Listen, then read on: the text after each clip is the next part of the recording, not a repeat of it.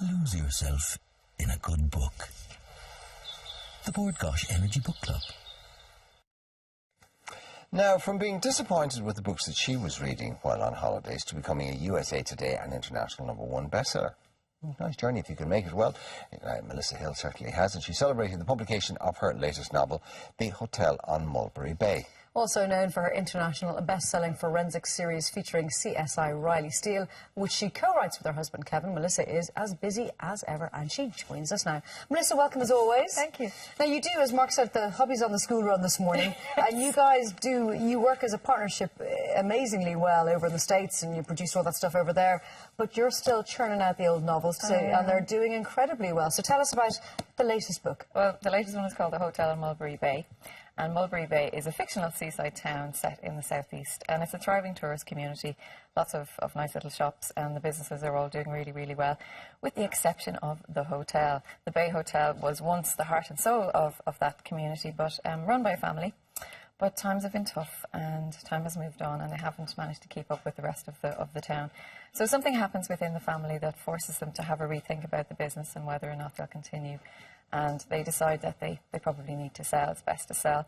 But the community aren't so happy about this because they have lots and lots of great memories tied up with that particular hotel. They've had christenings, anniversaries, first dates, weddings, funerals, everything you could think of.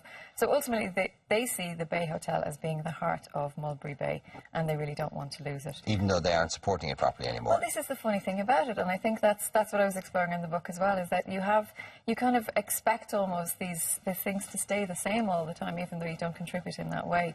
And it was inspired a little bit by a hotel in my own hometown, even though it's not run down at all. It's a lovely hotel, Care in County Tipperary. That's where I'm from originally.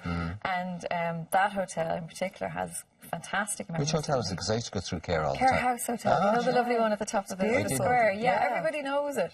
And I mean, it was my first job. I got married there, had my first kiss there, and lots of others subsequently. And so, yeah, that particular place, for me, a place has a huge amount of nostalgia.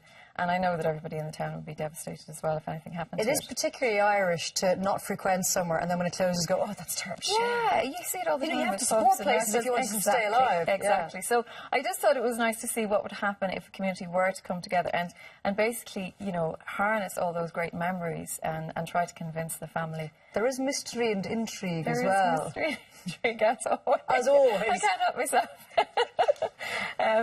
Yes, the family, as I say, is a family-run business, and there's a dad and two girls. And throughout the course of all the toing and froing about whether or not the hotel will close, the dad is very reluctant to close because he said it comes out through the course of a conversation that he has sacrificed something very important once before. And we discovered throughout the course of the book that he huge Beatles fan, had amassed a huge collection of Beatles albums when he was younger. And he sold them to fund the hotel in the early days. And that's also directly taken from my own experience, because my dad had a big Beatles collection. And when I was born, he sold them to buy me a pram. No. Ooh, and you're carrying the guilt still? How many years later? I know. I won't tell you. And does he You're actually thinking if he kept them now, I'd be able to buy myself a jet. Well, I don't even know where the pram is now, so that just goes to show it wasn't such a great swap. But, occasionally do you guess, oh, that just went for like 150,000 sterling. No, in fairness to him, he's never done any guilt trips, but I actually didn't discover it for a long, long time. He probably doesn't have to say anything, just has to look at you and you just go, oh. So throughout the course of the book as well, the other daughter, she tries to track them down, so that if he is going to lose the hotel, that at least he won't have lost his legacy.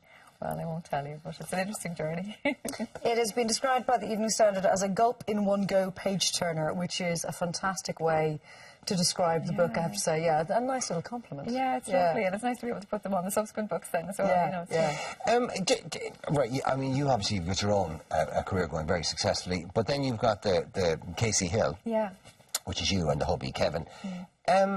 Does that unit compete with... Does the plural compete with the singular? There's always a certain amount of competitiveness. There has to be, doesn't there? Yeah, we'll track each other's. Well, we can't really call it each other's sales because obviously I'm involved in Casey Hill as well. But yeah, there's always a little bit of competitiveness. It's an interesting little bit of sort of literary schizophrenia going on there, isn't it? Totally, How do you separate? Well, and I mean, do you, for example, in this book now, does he not go, You didn't say anything to me about that in the last book. I mean, that would have been a nice little thing that we could have kept for Casey Hill. Or but they're different genres.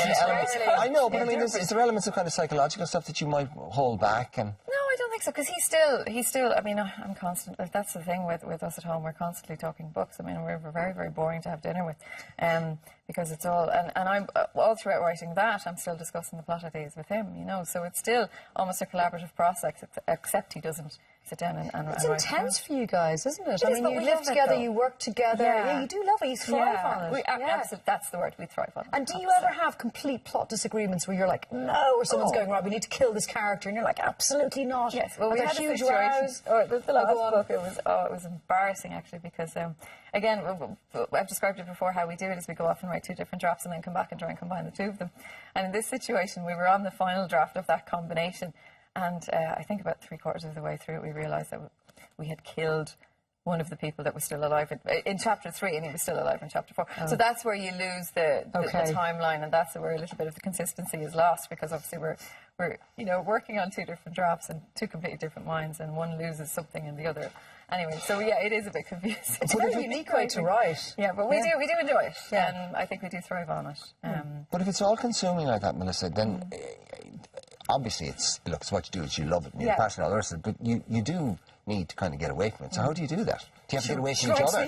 Yeah, it's sort of a little bit like that. Yeah, it's almost like a switch of the mind. You or switch off the brain. You go from one to the other, and it is quite intense. But again, I don't even consider it a job as such. It's just me. It's who I am. It's what I do. Do what you love, and you'll never work a day in your life, as they say. Yeah, absolutely. Well, listen, continued success. Thank you. It's great, the pair of you. The hotel on Mulberry Bay, and at least this is a book that you won't need a porter to help carry you through the airport. As we were talking about that, why are all the summer reads like 800 pages and the size of...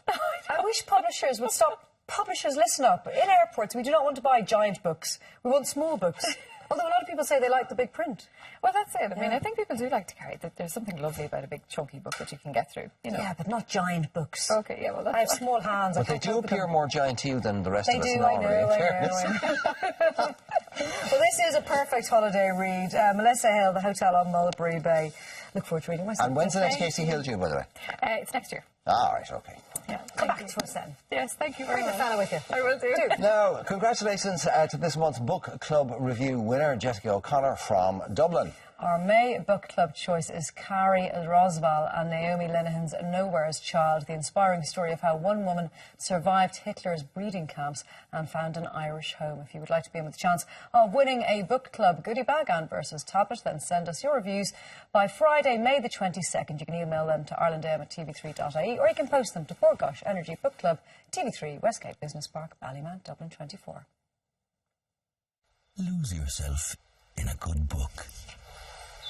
The Bord Gáis Energy Book Club.